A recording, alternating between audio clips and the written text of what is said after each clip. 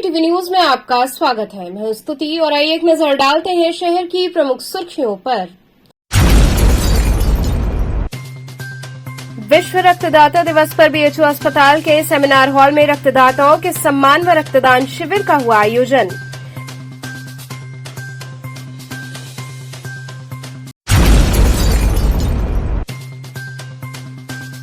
महिला शक्ति मिशन के तहत श्रीनगर कॉलोनी पार्क में चौपाल लगाकर महिलाओं को किया गया जागरूक।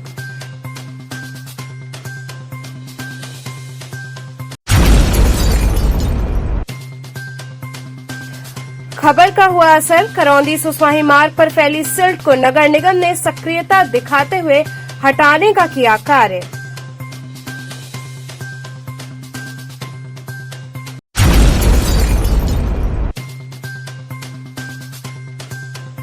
और बीएचयू भोजपुरी अध्ययन केंद्र में राष्ट्रीय संगोष्ठी हुई आयोजित।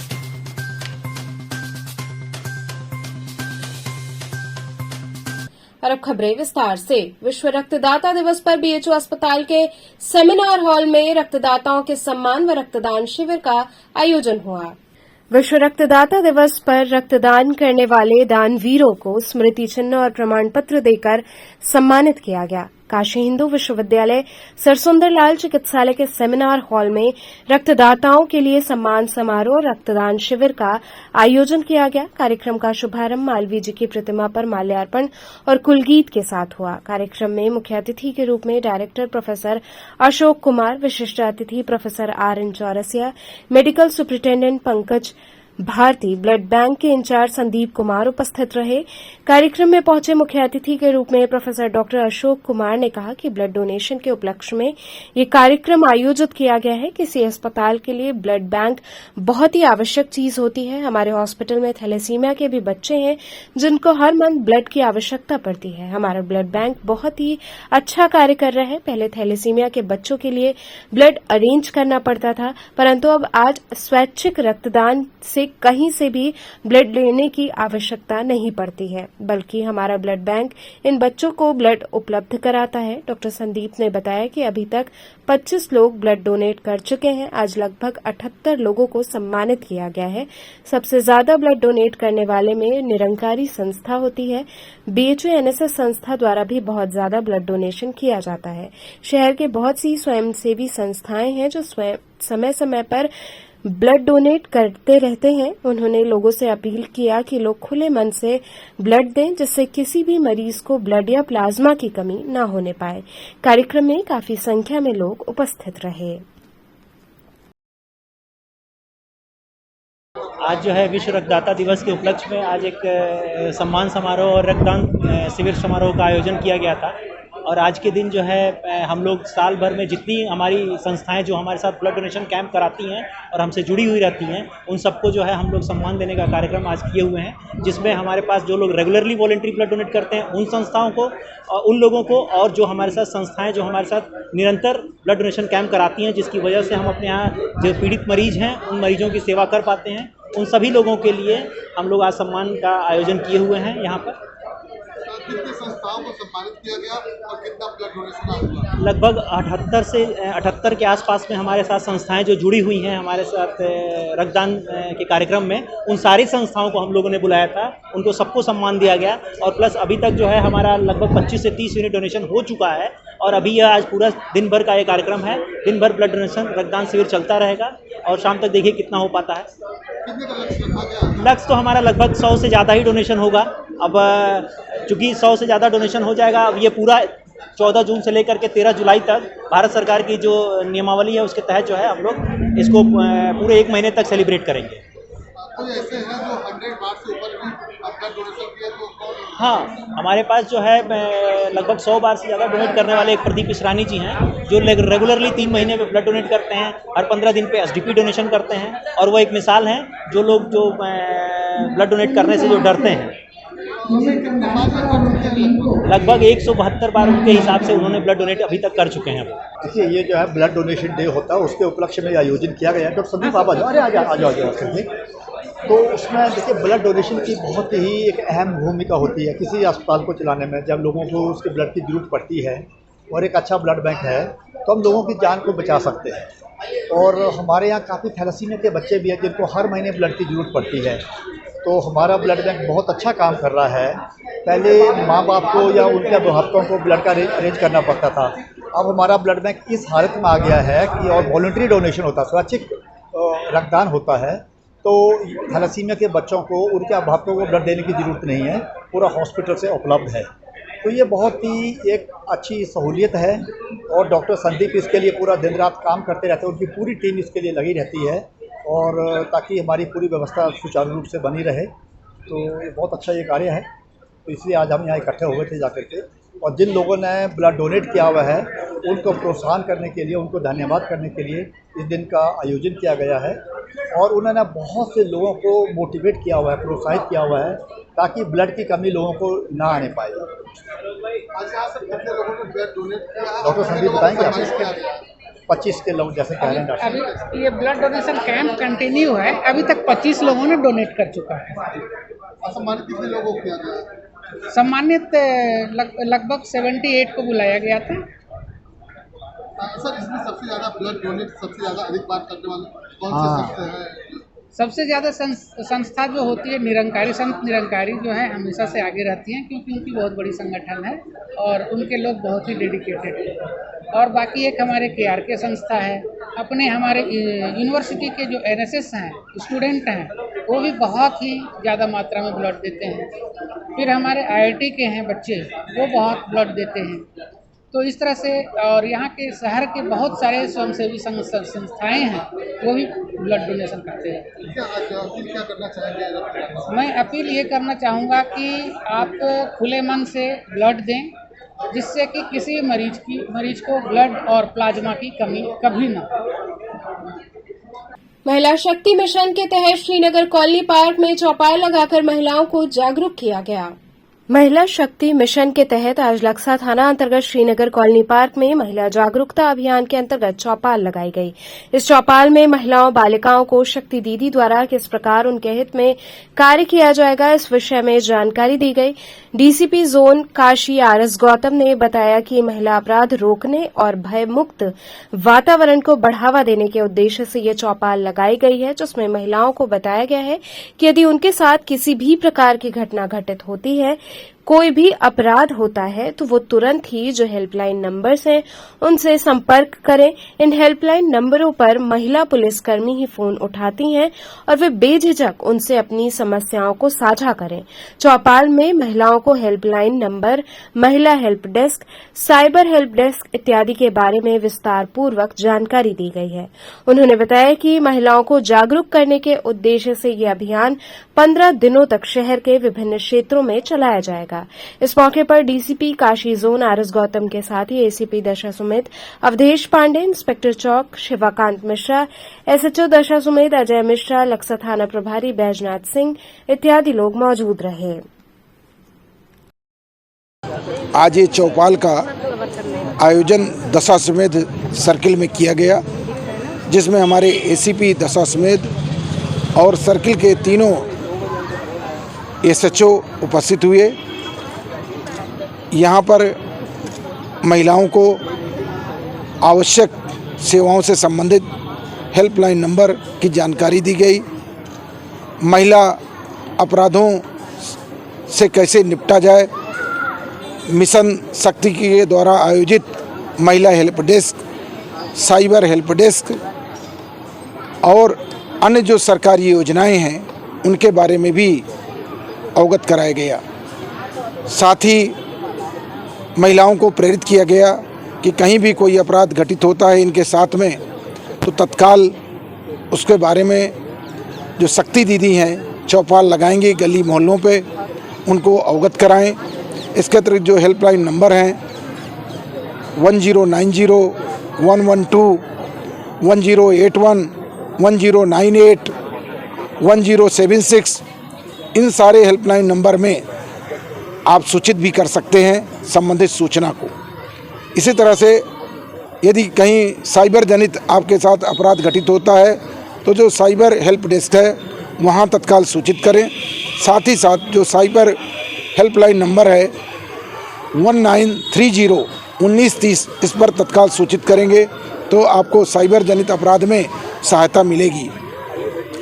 छोटी जो बच्चियां हैं अपनी बात को जो अपने परिजनों से नहीं बता पाती हैं, वो हमारी जो शक्ति दीदी हैं उनसे अपनी बात को अवश्य शेयर करें, अपनी चुप्पी को तोड़ें और उनके साथ यदि किसी भी प्रकार का अपराध घटित हो रहा है तो उसके बारे में अपनी बात को शेयर करके और निश्चित रूप से कानूनी जो प्राविधान है उसको प्राप्त करें और जो भयमुक्त वातावरण निर्मित करना है, सुरक्षा देना है, वो एक वातावरण निर्मित करना है और अपराध विहीन भयमुक्त और सुरक्षित वातावरण निर्मित करने हेतु ये अभियान चलाया गया है और महिलाओं को उनके अधिकारों के प्रति जागरूक करना और सरकारी योजनाओं उसका जिससे अधिक से अधिक लाभ ले सकें, इसके बारे में भी जो शक्ति दीदी हैं वो चौपाल लगा करके गली मोहल्लों में महिलाओं को जागरूक करेंगी, अवेयर करेंगी और ये 15 दिवसीय अभियान चलेगा।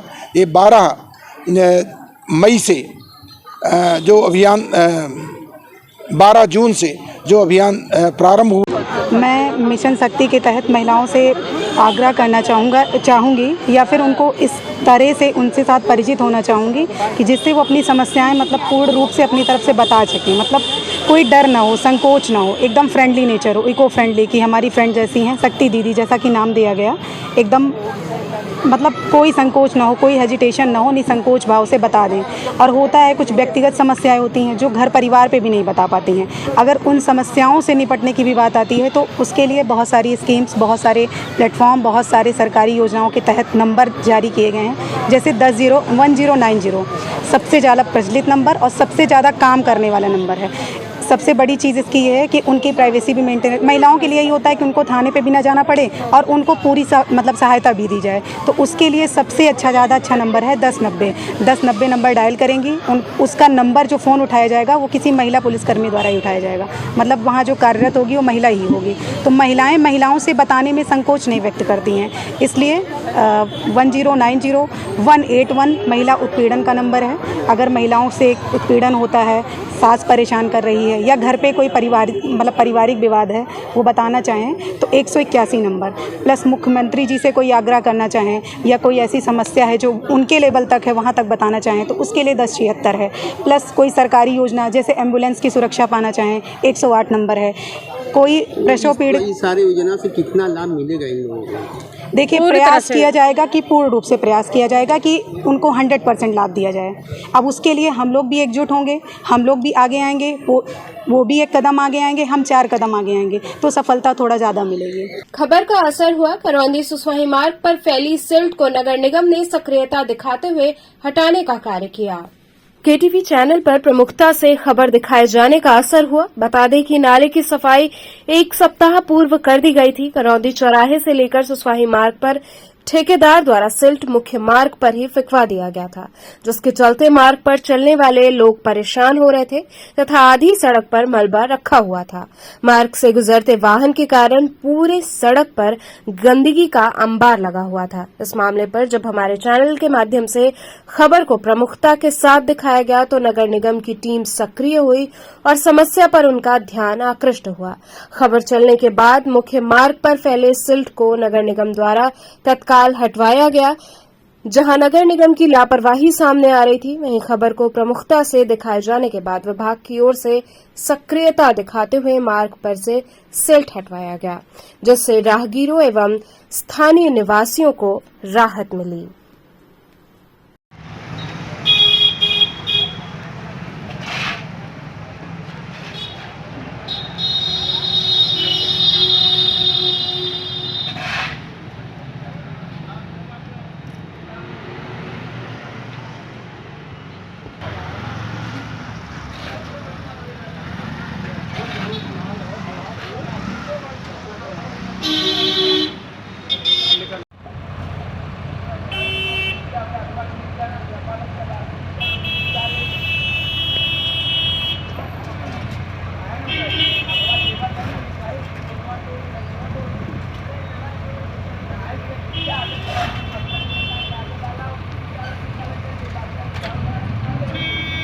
इस प्रकार की क्या कहना चाहेंगे जिस प्रकार सब सिल टूट रहा है?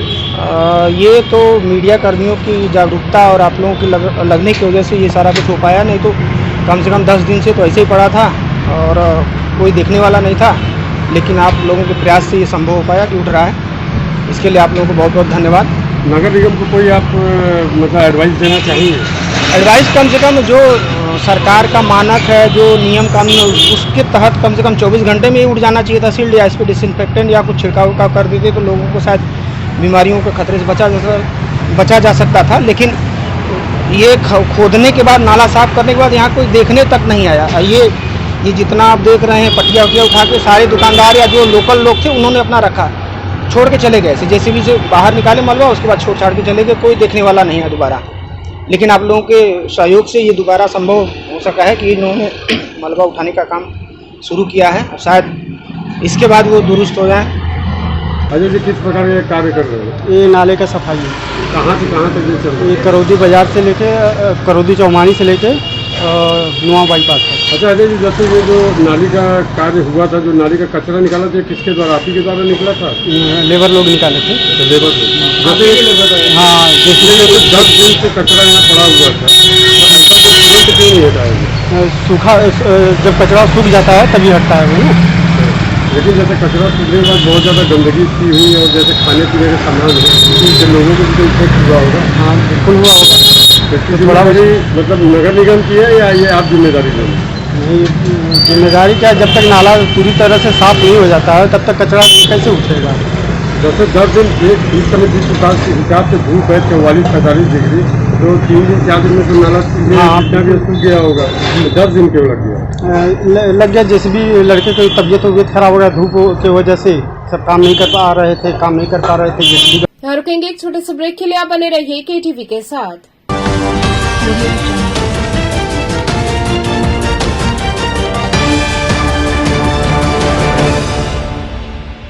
खबरों से जुड़े रहने के लिए हमारे चैनल KTV वाराणसी को सब्सक्राइब करें और लेटेस्ट अपडेट्स के लिए बेल आइकन को प्रेस करें।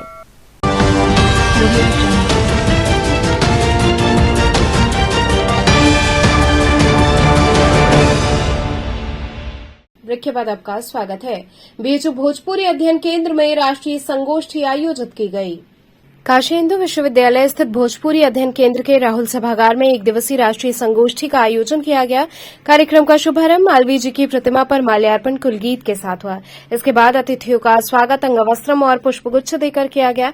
भोजपुरी अध्ययन केंद्र के समन्वयक श्री प्रकाश शुक्ला ने कहा कि भोजपुरी अध्ययन केंद्र के द्वारा आज भक्ति काव्य, प्रश्न और प्रासंगिकता विषय पर एक संगोष्ठी का आयोजन किया गया है। संगोष्ठी में भक्ति काव्य के महत्व के बारे में चर्चा करेंगे। भक्ति काव्य का समकालीन जीवन में क्या महत्व है, मध्यकाल में कैसी भूमिका निभाई और भक्ति काल की देन क्या रही है आधुनिक समाज में, इस पर एक वृहद परिचर्चा का आयोजन किया जा रहा है, जिसमें वक्ता के रूप में पंजाब विश्वविद्यालय चंडीगढ़ से प्रोफेसर अशोक कुमार सभरवाल उपस्थित है और सहायक प्रोफेसर अनिल कुमार भी मौजूद हैं। कार्यक्रम में प्रमुख रूप से professor Ashok Kumar Sabharwal, professor Vinda Paranjpe, doctor Vindhyachal Yadav, professor Shri Prakash शुक्ल, डॉक्टर अनिल पांडे के साथ ही काफी संख्या में छात्र छात्राएं और शोध छात्र उपस्थित रहे।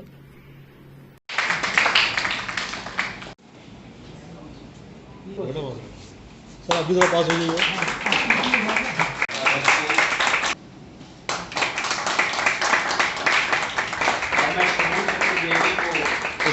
ये जो कार्यक्रम हो रहा है किस तरह का ये कार्यक्रम है? और असल में भोजपुरी अध्ययन केंद्र के द्वारा आज भक्ति काव्य, प्रश्न और प्रासंगिकता विषय पर एक संगोष्ठी का आयोजन किया जा रहा है। इसके माध्यम से हम लोग भक्ति काव्य के महत्व के बारे में जानने की कोशिश करेंगे। भक्ति काव्य का समकालीन जीवन में क्या महत्व है, भक्ति काव्य ने मध्यकाल में कैसी भूमिका निभाई और भक्ति काल की देन क्या रही है आधुनिक समाज के लिए, इस पर एक बृहद परिचर्चा का आयोजन हो रहा है, जिसमें वक्ता के रूप में हमारे बीच पंजाब विश्वविद्यालय चंडीगढ़ से प्रोफेसर अशोक कुमार सभरवाल जी हैं और वहीं से लवली प्रोफेशनल विश्वविद्यालय में सहायक प्रोफेसर अनिल कुमार पांडे हैं। इसके अलावा बनारस हिंदू विश्वविद्यालय के समाज विज्ञान संकाय की जो डीन हैं बिंदा परांजपे मैडम हैं, उनका वक्तव्य होगा। हिंदी विभाग के डॉक्टर विंध्याचल यादव का वक्तव्य होना है और इसके साथ कुछ छात्र भी इस विषय पर अपनी बातचीत रखेंगे। सर, ऐसे कार्यक्रम करने का उद्देश्य क्या है? असल में इसका उद्देश्य यह है कि हम लोग छात्रों को भक्तकाल की जातीयता, उसकी समन्वयशीलता, उसकी भाषाई चेतना के साथ साथ भक्तकाल की जो प्रगतिशील परंपराएं रही हैं, खास करके जो सामंतवाद का विरोध रहा है, जो तमाम तरह की कुंठा और जड़ता का विरोध करता है भक्ति साहित्य, उसके बारे में छात्रों को बताना है, उनको अवगत कराना है। और आप सब जानते हैं कि भक्ति साहित्य में बनारस की देन सबसे अप्रतिम रही है। यहीं के कबीर हैं, यहीं के रविदास हैं, यहीं के तुलसीदास हैं।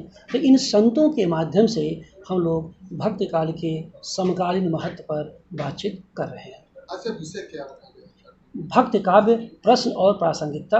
इसका मतलब ये है कि भक्ति काल ने अपने समय में किस तरह के सवाल उठाए, मनुष्य के मंगल कामना के लिए, मनुष्य के मुक्ति के लिए और तमाम तरह के धार्मिक विद्वेष के उन्मूलन के लिए कैसे सवाल उठाए, और साथ ही उन सवालों के आलोक में उसके शाब्दिक और साहित्यिक कैसा महत्व है, जो आज की नई पीढ़ी के लिए बहुत ही औचित्यपूर्ण और मूल्यवान होगा। इन्हीं बिंदुओं में हम लोग चर्चा करने जा रहे हैं। श्री अग्रसेन कन्या इंटर कॉलेज में विश्व रक्तदाता दिवस पर रक्तदान शिविर लगाया गया। श्री काशी अग्रवाल समाज द्वारा संचालित श्री अग्रसेन महाजनी महाविद्यालय, करौली डायग्नोस्टिक सेंटर एवं श्री शिव प्रसाद गुप्त चिकित्सालय के संयुक्त प्रयास से बुधवार को विश्व रक्तदाता दिवस के अवसर पर एक विशाल रक्तदान शिविर समाज कार्यालय श्री अग्रसेन कन्या inter college town hall Maidagin में लगाया गया। रक्तदान शिविर में लोगों ने बड़े ही उत्साह, उमंग एवं जोश के साथ रक्तदान किया। रक्तदान शिविर का उद्घाटन विद्यालय के अध्यक्ष वल्लभ दास अग्रवाल चंपालाल, मुख्य अतिथि समाज सेवा विभाग के अध्यक्ष अशोक अग्रवाल तथा समाज के प्रधानमंत्री संतोष कुमार अग्रवाल ने दीप प्रज्वलित कर किया। इस अवसर पर विद्यालय के प्रबंधक पंकज अग्रवाल ने रक्तदान के प्रति समाज में फैली भ्रांतियों को दूर करने का भी प्रयास किया। शिविर को सफलतापूर्वक संपन्न कराने में मुख्य रूप से विद्यालय के सहायक मंत्री दिनेश कुमार अग्रवाल, प्रधानाचार्य डॉ देवेंद्र प्रताप सिंह, गिरधर दास अग्रवाल, गरिमा टकसाली आदि का पूर्ण सहयोग रहा।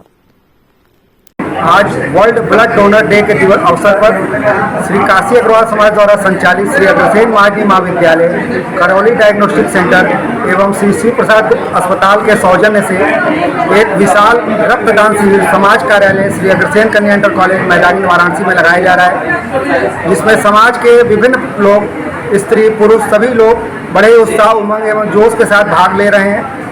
रक्तदान की जो भ्रांतियां हैं, हम लोग जन जागरण अभियान भी चला रहे हैं। लोगों को लगता है कि रक्तदान देने से हमारे शरीर में कमजोरी आ जाती है, हम लोग कुछ दिन अपने कार्यों से दूर रह सकते हैं, जबकि ये सारी भ्रांतियां, रक्तदान देने से शरीर को लाभ है। कुछ बीमारियां हैं जिससे कि दूर भी किया जा सकता है, उसका कैंसर जैसी बीमारी है, हार्ट डिजीज है, वजन कंट्रोल है, इससे दूर किया जा सकता है। रक्तदान, एक स्वस्थ मनुष्य के शरीर में लगभग 5 लीटर ब्लड होता है। रक्तदान में जो लोग ब्लड देते हैं वो 350 ml ही लिया जाता है, और वो भी आप समझिए कि दूसरे दिन रिकवर हो जाता है। पूर्ण स्वस्थ होने में मान लीजिए कि जो अगला ब्लड दे सकता है वो 3 महीने बाद दे सकता है, मगर स्वस्थ तो वो अगले दिन ही हो जाता है। तो रक्तदान सबको करना चाहिए अगर स्वस्थ है। अगर मनुष्य, ईश्वर ने आपको स्वस्थ बनाया है तो आप रक्तदान जरूर करिए।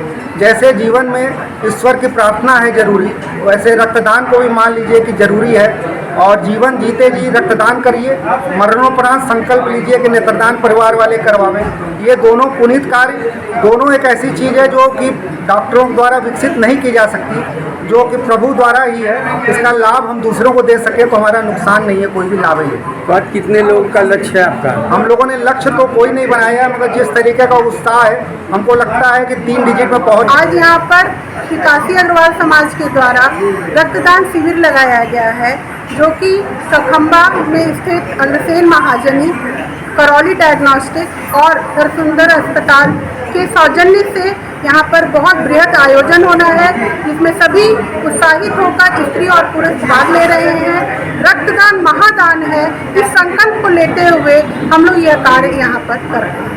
आगे क्या योजना होगी समाज की? आगे का है कि सभी को जागरूक किया जाए और हमारे द्वारा संदेश जाए समाज में कि हाँ, ये बहुत ही आवश्यक है। जो हमारे ज़रूरतमंद लोग हैं उनको हम लोग इनको प्रोवाइड करेंगे, और ये हमारे लिए बहुत ही अच्छा कार्य है। औरंगाबाद क्षेत्र में एक युवती ने फांसी लगाकर आत्महत्या कर ली। औरंगाबाद क्षेत्र में किराए के मकान में अपने परिवार के साथ रह रही युवती ने फांसी लगाकर आत्महत्या कर ली। बताया जा रहा है कि सिद्धि सेठ पुत्री किशन सेठ औरंगाबाद में किराए के मकान में अपने परिवार के साथ रहती थी। आज किसी बात से क्षुब्ध होकर उसने फांसी लगा ली। लक्सा मॉल के पीछे एक डायग्नोस्टिक सेंटर में वो काम करती थी। फांसी लगाने के बाद तुरंत उसे मंडलीय अस्पताल कबीरचौरा ले जाया गया, जहां चिकित्सकों ने उसे मृत घोषित कर दिया। वहीं लक्सा पुलिस अग्रिम विधिक कार्रवाई में जुटी रही। तो चलते चलते पुनः एक नजर डालते हैं शहर की प्रमुख सुर्खियों पर। विश्व रक्तदाता दिवस पर बीएचयू अस्पताल के सेमिनार हॉल में रक्तदाताओं के सम्मान व रक्तदान शिविर का हुआ आयोजन।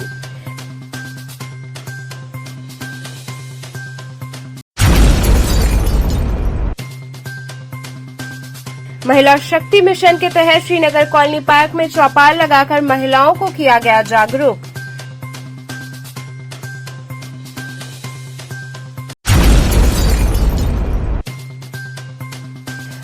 खबर का हुआ असर, करौंदी सुसवाही मार्ग पर फैली सिल्ट को नगर निगम ने सक्रियता दिखाते हुए हटाने का किया कार्य।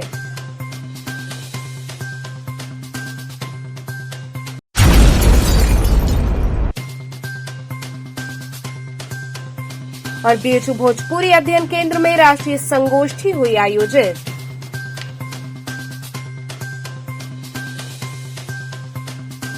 तो ये थे आज के समाचार। कल फिर होगी मुलाकात, तब तक के लिए नमस्कार।